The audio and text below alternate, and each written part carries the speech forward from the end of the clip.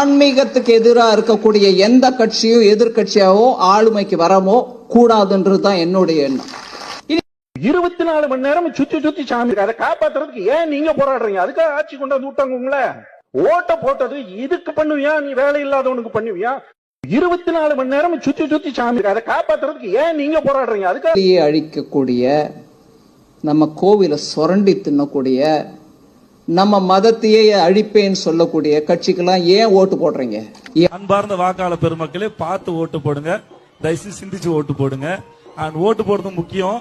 எப்பயுமே வாங்க, நம்ம ஊர்ல ஒரு பிரச்சனை, நம்ம காலேஜ்ல ஒரு பிரச்சனை, நம்ம நண்பனுக்கு ஒரு பிரச்சனை, இல்ல நம்ம ஸ்டேட்டுக்கு ஒரு பிரச்சனை, அவங்க கூட சேருங்க. நம்ம ஜாதிக்கு ஒரு பிரச்சனை, நமக்கு மதத்துக்கு ஒரு பிரச்சனை சொல்றவங்க கூட சேராதீங்க. அவன் சொல்றவன் அத்தனை பேரும் நம்மளை தூண்டி விட்டுட்டு அவன் வீட்டுல பாதுகாப்போட போலீஸ் உட்காந்துருப்பான். நம்ம தான் மாட்டிப்போம். தயவு செஞ்சு புரிஞ்சுக்கோங்க.